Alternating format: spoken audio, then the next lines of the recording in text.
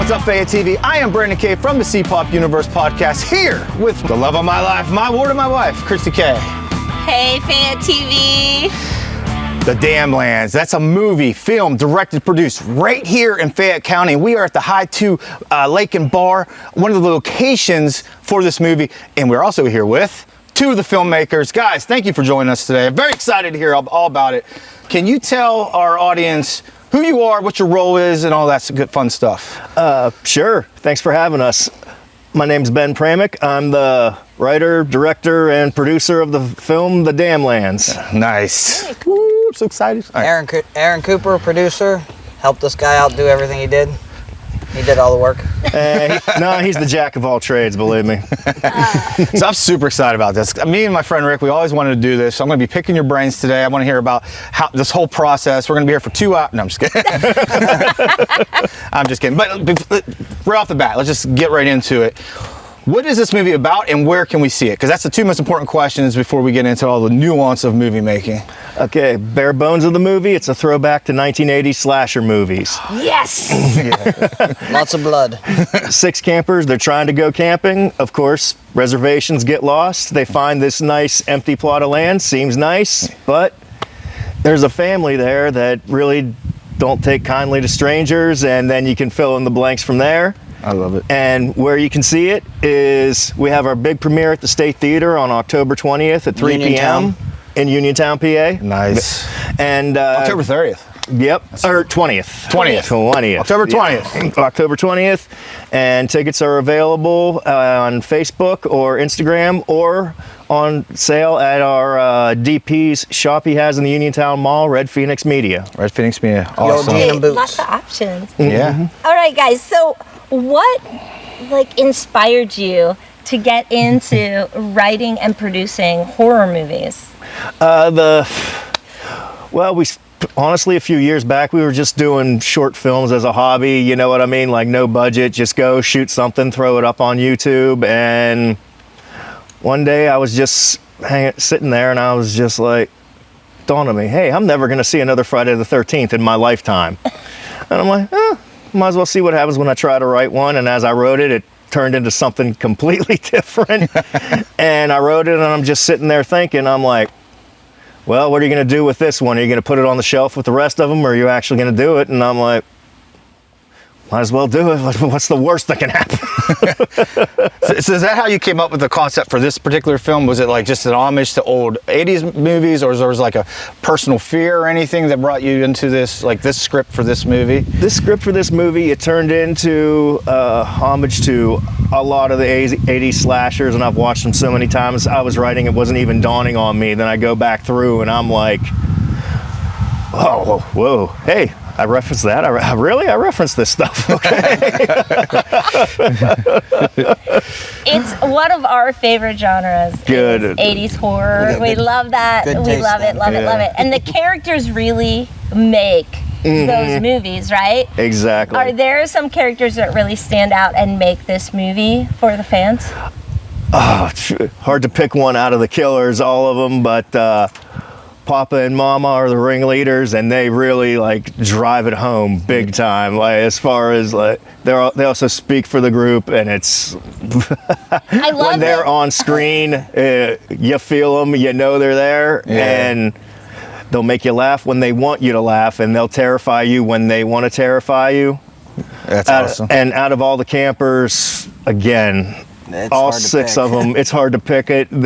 They killed it every chance they got on set, and we had a great cast and a great crew on this project. I couldn't have asked for anything better. And the main thing I wanted, though, was I wanted people to care about the campers before I killed them off. So Before I murdered them. what a concept. I want these people to be likable. I don't want them to be... Yeah, exactly. A lot of horror movies, my next question is going to be along that lines, but a lot of horror movies are like that, right? You don't get an attachment to the characters, so when they get killed, you don't care as much, right? Did you, so on that, by the way, we're going to be interviewing a couple of the filmmakers, or not the filmmakers, I'm sorry, the actors after this, so stay tuned for that. horror tropes. That's what we're kind of talking about there, like horror tropes, like, you know, unlikable characters that get killed, junk characters. Did you guys embrace any horror tropes, or did you try to steer clear of them, or did you do like a little bit of a mix with that? Honestly, I went for the mix. It was kind of a pick and choose where, okay, they're stuck in the woods, and that's along the lines of, you know, can't get more basic than that. The characters aren't stereotypes. They put their own spin on things, but you know, first time you see everybody, you can pick them out. Oh, okay, she's this, she's that, he's this, he's that. So they're there, but I also kind of tried to turn it around a little bit. Like, well, yeah, they fit that mold, but they do this more. They're, you know what I mean? It's all there. And of course, the tropes of blood, guts, and gore. It's a slasher. It is in this one. Yeah. Had a great makeup effects team work on this. My, yes. Yeah. Sarah Burke and Delaney are awesome makeup effects artists. Those two are amazing. I'm so super interested in that. Yeah. This sounds so interesting because you guys are indie filmmakers, right? This is an independent film. Technically. And I mean, historically, independent films have to run on a pretty low budget, right? Mm-hmm. Did you find that challenging, or did you find that inspiring and kind of like, did it help you be more creative? Honestly, it made it more fun. I knew how much money I had going into this, and you had to work within that frame. Mm-hmm. Yeah. And it was just, you know, okay, we're thinking on the fly. We can only do this, this, and this on this day, this day, this day. Mm-hmm. And whenever something wasn't working, which somehow didn't happen as often as I thought it would, no, you had to improvise. You had to work on things because that was the other thing.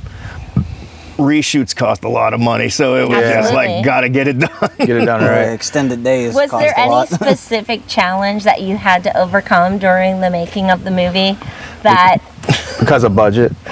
As far as it ties into budget, as far as getting shots, looks like dogs, light people, dogs, cars, lawnmowers. You wouldn't think of that, but yeah. Somehow planes flying overhead. walking up to random people with chainsaws, asking them, "Hey, can you guys hold off a little bit?" I'm sure that didn't freak them out at all. I'm sure they were perfectly fine. Two guys in a golf cart and a chainsaw. It was kind of awkward to walk up to. All 5'6" of me. I'm like, excuse me, guys. Hate to bother you. And that's why he was on set. I'll be honest, I think lower budget films really bring out the creativity, and that's why I can't wait to see what you guys do with this. Because you ever watch an old film and then they remake it and it's 30 times worse and the budget was 20 times what it was? Mm-hmm. Like, it loses the soul and things like that. So like, I'm really excited to see what you do with it. They're polished. That's the problem. They're too polished. They lose their soul, right? Or all the CGI like you were talking about. Yeah, and that's the other thing. Practical effects. No CGI in this movie. It's practical. That's awesome. And that was one of the things I wanted to keep going into it, and we found a way to do it. That was a good decision, because I watch a lot of indie films because I love them, and because there's a lot of gems in there. There's a lot of crap too, but there's a lot of gems, right? But one of the things they do is they CGI the blood a lot, and it just really makes it feel like an indie film. So I think that was a great decision. When it comes to atmosphere, that's super important. We all know that in horror movies. This High 2 Lake and Bar is awesome. So I can imagine approaching this and creating atmosphere wasn't as challenging as you would think, but how did you guys approach creating a nice, scary atmosphere for this movie? Luckily, High 2 is perfect. Nice open field. Yeah, it's and back in the wood area, it was actually easy. Just had to put our little twist on things, throw blood around, and make things creepy, like torn clothing, tents shredded, and all of that stuff. And it just added to it. And shooting at night, which was a pain in the I can't even imagine that. But it was gave us a great atmosphere to work in, that's for sure.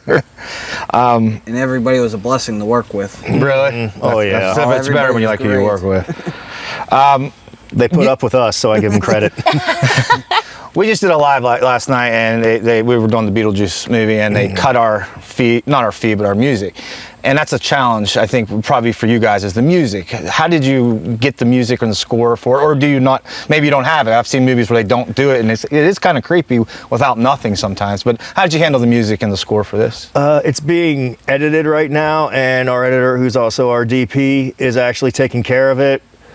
We're limited there, again, sure, with the budget, so it's going to be scary. It's going to have that great hue and feel to it. Yeah. But it will be generic because unfortunately it can't really draw from anybody. One aspect of it. Yeah, one of our actors is also a musician, and part of the deal was his song. It will be featured in the movie. So. Well, that's good though. There you go. That's really good. That was filmed around here locally too. His video. Oh, really? Well, who's that, real quick? Smith and Company. Smith and oh, yeah. I used one Smith and Company's thing on one of the Thursday Throwdowns. It was awesome. Very nice. I'm looking at the wrong camera, Small but yes. world. Yeah, it's a very small world. Thank you, Ron. Yep, thanks, Ronnie. Love you, buddy. Don't kill me. I appreciate it. So we kind of talked a little bit about this. We told you that we share your love of 80s horror. And is there any one director specifically that really inspires you, or that you drew a lot of inspiration from for this film? I love Carpenter and Craven. Yeah, I love those two. I really do. Like, I know Wes is gone, which sucks, but if I could sit down with John Carpenter, just have an hour conversation with him, it would be incredible. And I was also happy to meet George Romero before he passed. So that was, awesome. Yeah. That's cool. And That's very cool. He was a local guy, so, Yeah. Pittsburgh area. No, he had a take on things that was great. That's awesome. So Brandon also mentioned that we're going to be having the opportunity to meet some of the actors that were part of the film, and we're going to be getting to that just in a little bit.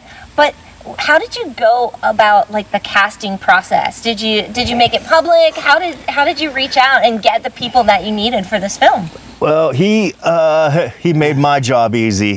He went through Backstage. We sent it publicly, but we kind of cherry picked kind of how we did it. Yeah. Like we sent invitations out to interview for the parts, and they actually sent in videos to us, and we had like 900 something people apply for the jobs. Wow. And he narrowed it down to the top 3 for all the characters for me, and then he gave them to me. And What a job just in itself, right? It was fun though. I mean, I got to see a lot of people that I would never have thought that actually did that kind of stuff around here. Yeah. Well, when I say around here, for all the way to Pittsburgh and everything. Yeah. Still, How long did that process take? Oh my. 900 applicants. I mean, I can't imagine going through that many applicants. I was on the site probably 5 times a day, replying back to people, asking more questions or asking for different things, because even though you ask somebody to do something, they kind of send it in wrong or do something. Yeah. But for the most part, the people that did it the right way, they were actually the right people anyway. good. Yeah. So it worked out exactly, pretty well. And we had some hiccups along the way because some of the people couldn't do it, or they had various reasons, so it changed.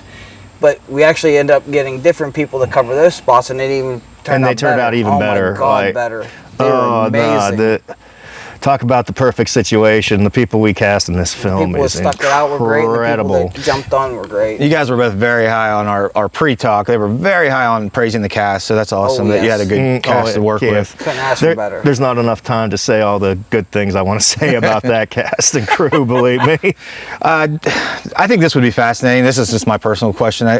When you're shooting these, is it a challenge, or is there any memorable moments when you're trying to direct the emotion you want through the characters? Is that like, I know we do professional wrestling, you know that, and I have that. That's a challenge to convey what's in my brain into your brain. Do you have any? Was that tough for you guys?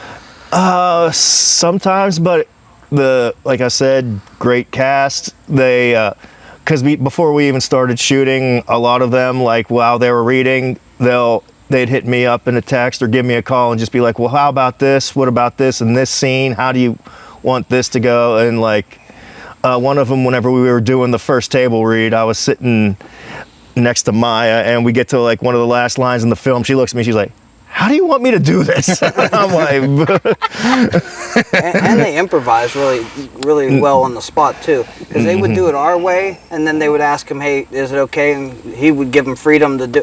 That's And cool. them being like the younger ones, they were 20 years old. We're in our 40s, so Yeah. we're not going to say it the same way a 20-year-old. Sure, Say. yeah. So it made sense. Or for example, the ones that are in their 50s, the ones that are playing their parents or something like that.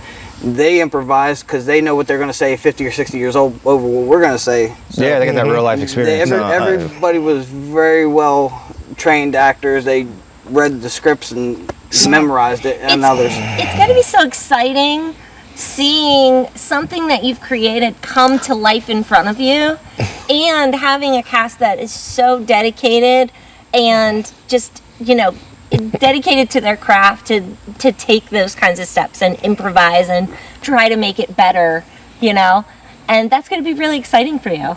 it is. Like, just seeing the trailer up on the big screen was, and I'm like, well, this is just the trailer. What am I going to do when the movie happens? I can't wait to ask for that. So let's have some fun questions, all right? Like, you're into this movie thing. What makes a horror film scary? What do you guys think? Obviously, you made a movie, so you have a good opinion on it. When you watch a horror movie, what makes it just right? Tension and building the suspense Yeah, the pace and before build up. Yep. Yeah. the pace and build up before it actually happens. You build that, and then finally, whenever it hits you, it still seems like it comes out of nowhere, but you got the sense of dread in you the whole time. Yeah. And then when it finally happens, it's boom. Then it's like getting punched in the face. That's exciting. So we're about done here, but anything, here's a good question. I'm sorry, I'll talk your ear off. I actually have so many questions, but we're on time limit. Was there anything now that this is your first movie, would you go back and change? Would you do different? What did you learn from this that you can move on to your next one?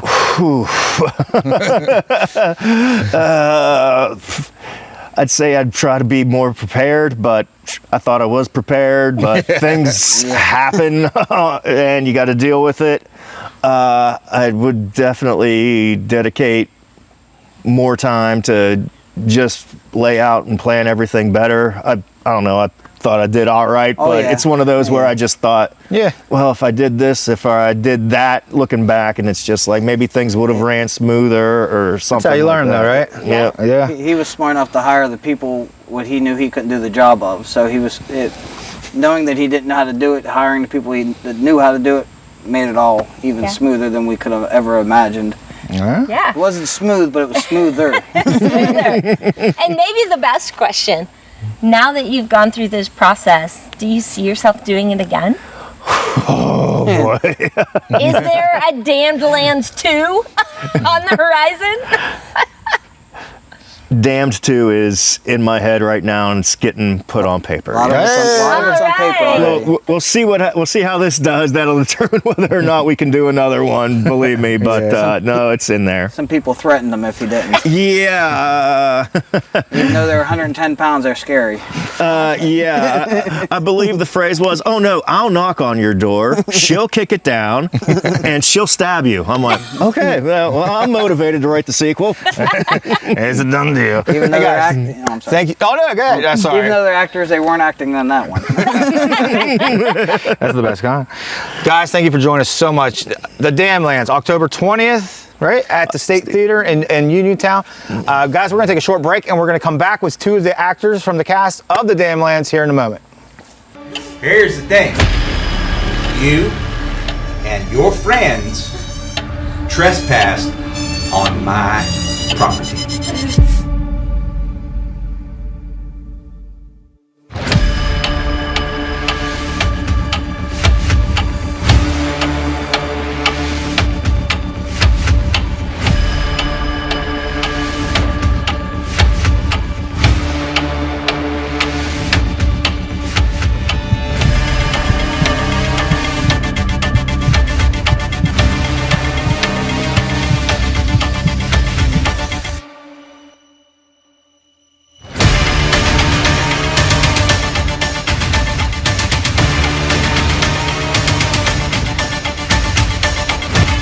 Welcome back, Fayette TV. I'm Brandon K from the CPOP Universe. Here still with Kristy K, and we are talking The Damn Lands. We are joined by two of the cast members from The Damn Lands, which you can see October 20th at the State Theater. Thank you so much for joining us. Will you introduce yourself and let them know your role in this upcoming movie? Sure, I'm Michelle Gibson. I'm with the Doherty Agency from Pittsburgh, and I play Mama, who is one of the big ringleaders with the bad guys in this. So, yeah. Okay. And I'm David Ogrodowski. I'm with the Talent Group.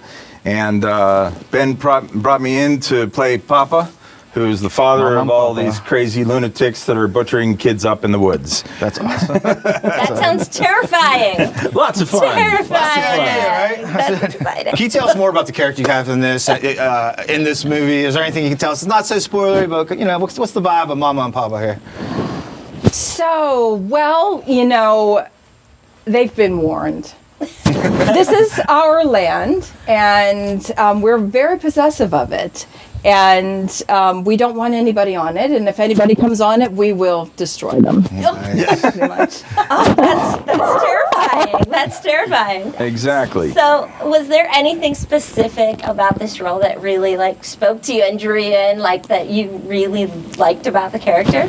It's really funny because this character is so opposite of my personality, but I think that's why it's so much fun to play that role. I'm the kind of person that doesn't want to kill the bug going across the floor. I catch it and I put it outside, or I'll have my husband catch the spider or whatever and put it outside. But it is so much fun to play that evil person, that thinks of these funny lines right after she does something so horrible.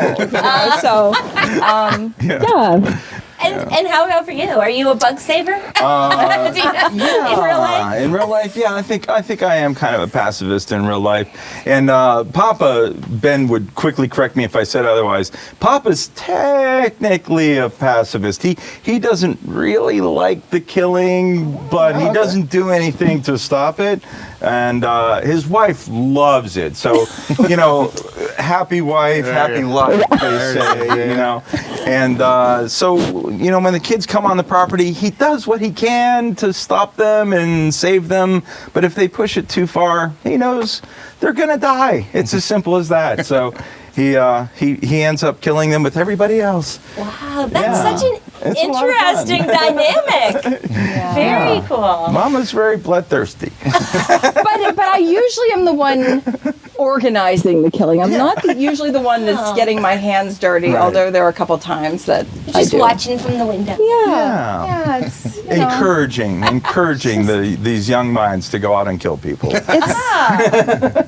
When you looking at this role and you read the script and everything, did you? And I imagine you do, but I'd like to hear about it. Go into research preparation, do anything like that to get you in the right mindset for, especially like you said, that's not you. So how do you get self-prepared to change personalities? Absolutely. You always do a character analysis of who you're going to play. And you try to find redeemable qualities within your character. You don't really want the audience to hate you. You want them to find something interesting inside of you that they can relate to, even though you are the evil person and they're probably not rooting for you. Yeah. I have to, no matter what character I play, you always have to embrace the part of your character that is lovable and their circumstance. That's interesting. Very interesting. Yeah. That's really cool. Yeah, for me, first of all, I came in through Justin, the DP. Justin had worked with me on a film that we had shot in Uniontown in the 10 years ago range some time ago. Oh, really? No. And we bonded very well on the set. We had a lot of fun on the set. And he kept saying, one of these days I'm going to do something. I'll call you in. I'm like, okay, cool. And he actually called me in for this. And I read the script, and I'm particular about scripts. I'm particular especially about dialogue, because a lot of times independent filmmakers, for me, they'll include dialogue that's just incredibly contrived and not realistic. Nobody talks like that. Yeah. So I did kind of shove my weight around a little bit about the dialogue and say, well, can we just tweak this and change this and make that? But on the whole, it was a great idea. It was a pretty cool idea, and the dialogue wasn't that bad. It was pretty good to me. I thought it was great. I didn't really make that many changes. I just added a few things or whatever.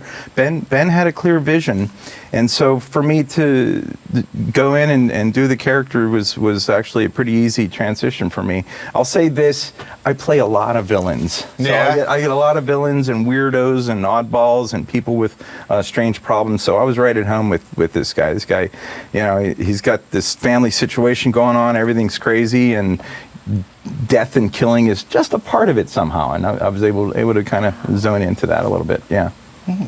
Wow, that's really interesting. Is there anything that really challenged you or that you found surprising as you kind of played this role? Were there any challenges that you had to overcome? Challenges. I don't know that I'd like... The challenge of maybe the heat in the garage the one day. In the costume, yeah. It was. We're wearing these heavy-duty masks on our head. Go ahead, yeah. And I think it was 80 plus or maybe even 90 outside, but in this garage warehouse, it was probably 110 or 20. Oh, wow. It was just ridiculousness. And we were... I pity Justin and Ben and Aaron because they were in like the entire time. And we would come in and out as actors, but yeah, the masks, being inside those, and being in that hot environment, that was probably, I think, the biggest challenge. Really, Yeah, that for me was definitely one. I agree. Yeah. There are the challenges of the independent filmmaker that no matter what you're going to run into. This is just when you're operating with no budget and you have this plan and you want to get out there and you want to shoot stuff, things pop up that you just weren't expecting was going to happen. You're right in the middle of a perfect scene, perfect take, everything's perfect, and a helicopter flies over. Yeah. And you guys know this whenever you do new stuff, but at narratives, you have to control the universe, so you can't have that helicopter be in there. So those challenges definitely existed. Fortunately, out here at High 2, not to pitch the place, but High 2. No, please do. There was extreme exclusivity, and there was good quiet spaces where we could just run with it and nothing got in the way and we were able to do stuff. But one little anecdote story, we were shooting in the garage, Ben already knows, and the day was passing, and you know how it is, definitely your director of photography does. The sun passes by in the sky, and it's a different place later on in the day. And we were shooting, but we had a scene where the door was open, and it just so happened that the sun crept right to exactly where the door was at the end of the day, and it's supposed to be a dark scene. Yeah. And we're like, but the door's supposed to be open because it's part of the narrative, and we couldn't just close the door because the camera's looking that way. And so that was a little bit of a challenge. We had to somehow take the sun away or shoot something else until the sun came back. So that was a lot of fun. But other than that, as far as independent filmmakers go, there's always obstacles, but these guys got over the obstacles pretty easily. So anything like funny stand out to you? I think there would be like when we do our wrestling, there's a lot of outtakes that are super funny and enjoyable. Anything like that happen? Can I jump on this real quick and then we'll hand it off to you? There was a bit that we did with Dennis and the bicycle. I'm a big Benny Hill fan. I love Benny Hill. Yeah. Oh man, we love Benny Hill. And we had the scene with a bicycle. I don't want to give it all away, but he's encroaching on our property with his bike. And one of the actors, at the end of the take, we said, listen, with your costume on, go bicycle. You guys can't see this in the camera. There's a big field behind you. We said, go ride on that little bicycle in your funny costume out into the field, Benny Hill style, right? And we filmed that, and it was the funniest thing in the world. And they added Benny Hill music to it and everything. And to me, that was one of the funniest moments of my life, let alone on the film. It was so funny watching him, like the Benny Hill style. And then at the end, he falls out. Did you really? Yeah, it was great. Cherry on top. That was fun, but we had a lot of fun all throughout. Everybody was having a good time. Do you have anything funny go on? Anything funny? Oh my goodness. I know at one point we were supposed to drag Bryn across the floor. I remember and that, yeah. she was on this rubber mat. Yeah. So a rubber mat, you're not going to drag a rubber mat across the floor. And everyone's like, come on, try it. And Brie and I were like pulling on her legs. I'm like, no, it's not happening. It's like suction cup. It is not happening. And Bryn's like, you're giving me a complex here because she's so thin and beautiful and gorgeous, and she's like, you're giving me a complex. You can't drag me across the floor. And it was because literally she's on this like rubber suction cup mat. Right. And until we got her off of that, we couldn't drag her. But I remember that. To elaborate on that, I remember seeing that, and And the scene was going well. They did their bit. The bit was great. And all they had to do at the end was just drag her across the floor, written in the script. That's what the plan was. And they come over and they go,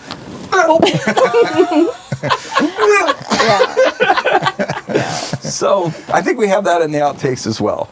We'll be right back. We're going to wrap up with the filmmakers. Well, I'm keeping up with the tradition. And this way, me and my family can enjoy the land of my forefathers.